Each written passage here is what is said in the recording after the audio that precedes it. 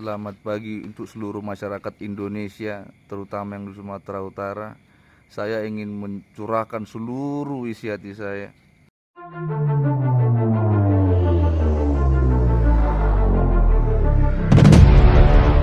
terkait masalah yang menimpa istri saya, yang sampai sekarang saya nggak tahu apa yang terjadi sama istri saya, yang mengakibatkan istri saya sekarang sudah 14 hari belum sadarkan diri.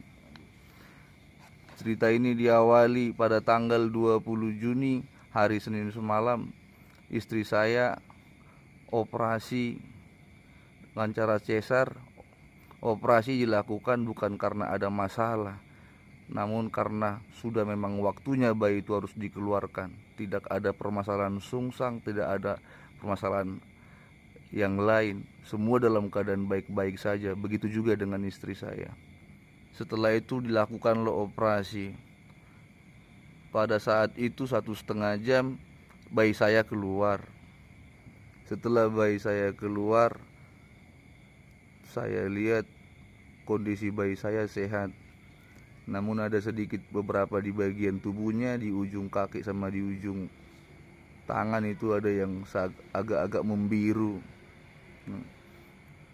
Gak sampai setengah jam setelah itu dokter memanggil saya untuk berbicara langsung.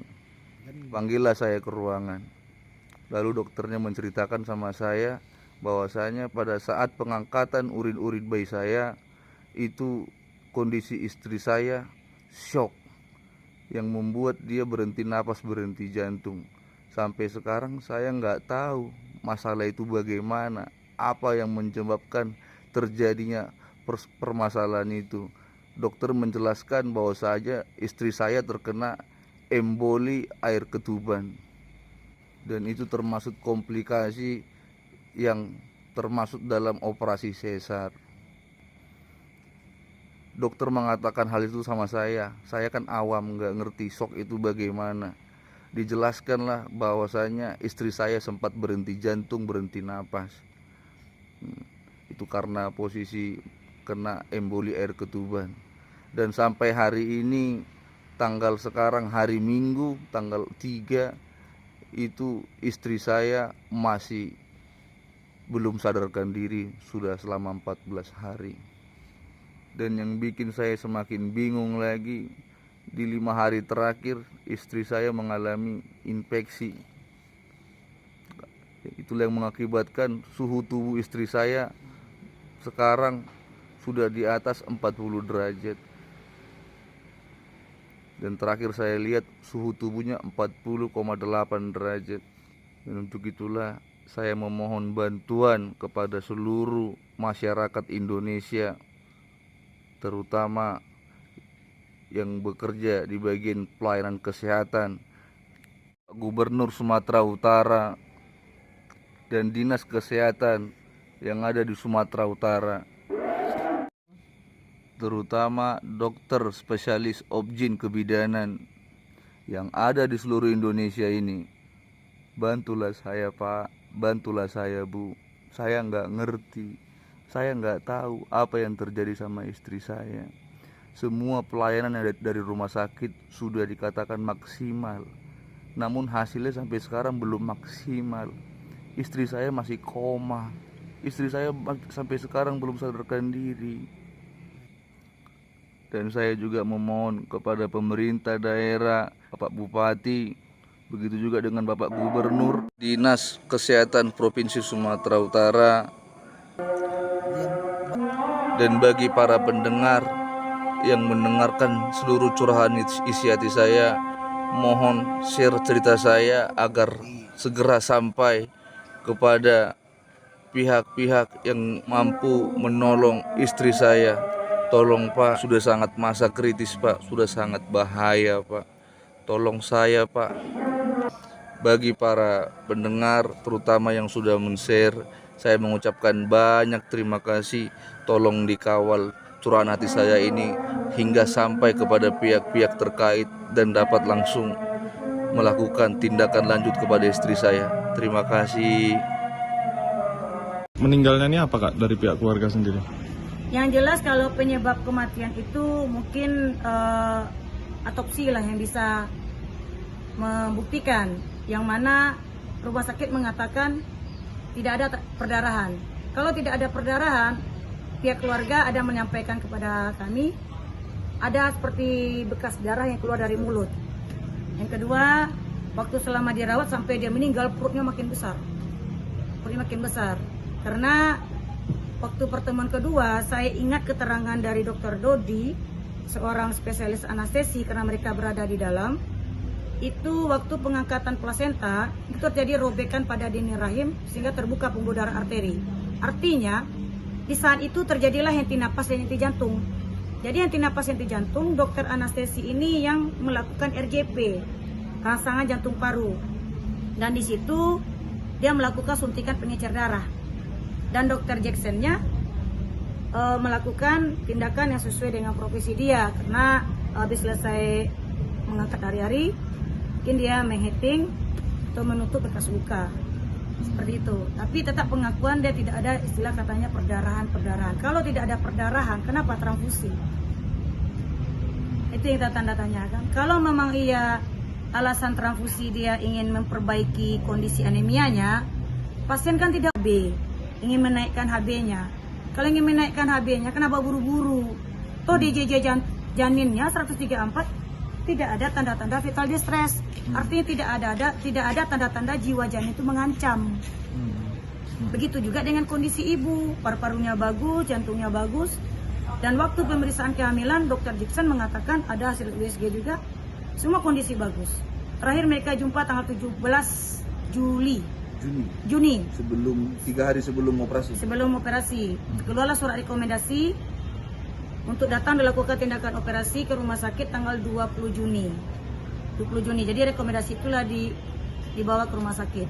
Kalau untuk alasan dia mengatakan dia tidak tahu ya, pasien ini anemia, rasanya itu tidak masuk akal. Kenapa? Pasien ini bukan pasien dadakan, bukan pasien rujukan dari si A, si B, si C. Karena pasien ini mulai dari embrio, mulai dari hamil 3 bulan, itu sudah diperiksa oleh Dr. Jackson. Dan bahkan anak pertama juga Dr. Jackson yang menangani. Dan itu pun sempat transfusi juga ya. Betul. Artinya dia kan udah punya riwayat tanda-tanda yang mana itu dokter lebih berhati-hati. Di samping berhati-hati, dokter juga harus lebih banyak untuk berbicara penyebab anemianya apa. Karena saya baru dapat informasi, dan itu pun menurut informasi selama dirawat 14 hari, habis darah lebih kurang 9 kantong. Tapi tidak ada penyampaian, dan dalam ringkasan pasien pulang atau RPP tidak ada diuraikan. Seharusnya kalau resume medik itu kan harus ada ringkasan ya, artinya ringkasan pasien mulai dari masuk sampai pulang yang dituliskan di situ. Tetapi kami mendapatkan RPP hanya seperti ya diagnosa pasien datang, pemeriksaan awalnya seperti apa, dan obatan diberikan itu aja. Dan di situ juga di dalam ringkasan pasien pulang ternyata almarhum Happy yang Sedika Borudamani ini bahwa dia meninggal disaksikan hanya keluarga dan perawat. Kita bertanya, itu ruangan ICU, dokter kemana gitu? Berarti artinya pada saat pasien ini kritis, dokter tidak ada di dalam RPP. Dalam RPP itu ada di situ ringkasan. Dalam ringkasan tersebut kita ada mereka pembicaraan waktu rapat kedua dan rapat ketiga. Dan situ Dr. Jackson Lubis, SPOG, yang melakukan tindakan seksio kaisar ini mengakui bahwa disitulah kesalahannya, yang mana dia tidak menyampaikan inform konsen kepada pihak keluarga atau pasien sendiri. Memang pihak keluarga atau suami pasien, Ami atau mendiang, ada menandatangani surat yang itu disodorkan lewat perawat atau bidan, kita nggak tahu apakah perawat atau bidan, dan itu pun prosesnya sangat cepat. Tanggal 20 Juni tindakan operasi itu sangat cepat, dan seharusnya inform konsen ini sebelum dilakukan tindakan operasi, alangkah baiknya dokter yang bersangkutan ini menyampaikanlah sejujur-jujurnya, sejelas-jelasnya, selengkap-lengkapnya, baik indikasi ataupun kontraindikasi kepada keluarga pasien, supaya hal seperti ini jangan terjadi. kekecewaan pasien ini jangan terulang lagi lah seperti ini kan. Ketidaktahuan dari keluarga pasien karena tidak ada diinformasikan sebelumnya, tiba-tiba dari pihak keluarga tidak terimalah karena datangnya bagus, ceria, bahkan waktu mau operasi di kamar operasi mereka masih chattingan lewat WA ya, ada percakapan. Kok setelah keluar kamar operasi kondisi istrinya seperti itu, langsung masuk ruang ICU. Dan ada lagi 2 kalimat kasus penyebab henti jantung henti nafas. Pertama kali keluarga mendiang almarhum ini dipanggil ke kamar operasi, Dr. Jackson Lubis SPOG, dia menyampaikan satu istri saya pendarahan. Pada saat pengambilan uri-uri. Jadi istrinya ini pendarahan waktu saat pengambilan ari-ari atau plasenta. Tetapi pada waktu pertemuan kedua, dokter anestesi ada menyampaikan juga waktu pengambilan plasentanya ada terjadi robekan pada dinding rahim dan terbuka pembuluh darah arteri. Artinya kan ada perdarahan. Tetapi dalam waktu tidak berapa lama suami korban dipanggil lagi.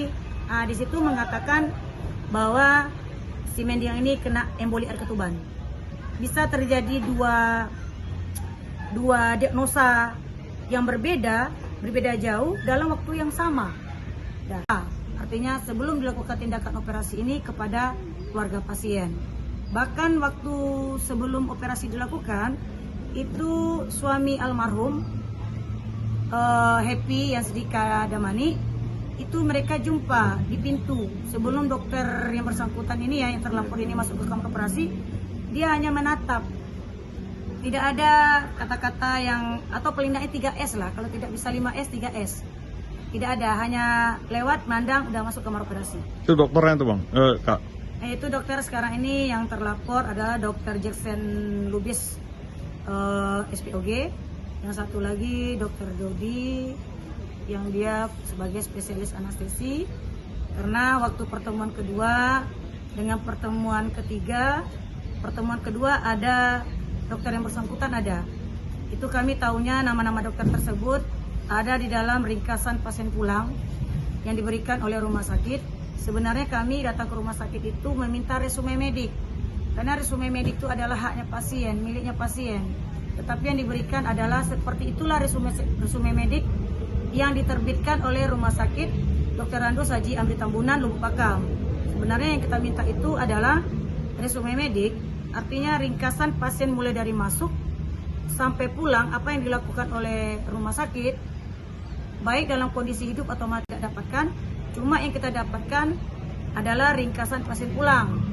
Sebenarnya hari terakhir kita udah upaya juga meminta resume medik yang dijanjikan oleh pihak rumah sakit waktu pertemuan ketiga, bahwa mereka bersedia akan memberikan resume medik. Tetapi pada hari Senin, sekarang hari Kamis, hari Jumat ya, dalam minggu ini beberapa hari yang lalu kami sudah datang ke rumah sakit meminta resume medik yang dijanjikan oleh rumah sakit. Pada saat itu kita jumpa sama Ibu Del. Ibu Del adalah orang yang juga dipercayakan oleh direktur untuk meminta resume medik. Tetapi pada saat kami meminta kepada beliau, yang diberikan tetap ringkasan pasien pulang. Dan pengakuan dari Ibu Del, juga salah satu pejabat di manajemen di rumah sakit Dr. Randus Haji Amri Tambunan ini, mengatakan inilah produk, beginilah resume medik yang dikeluarkan dari rumah sakit kami. Jadi kalau dia keterangannya seperti itu, ya dengan secara terpaksa kami menerima RPP itu, ringkasan pasien pulang.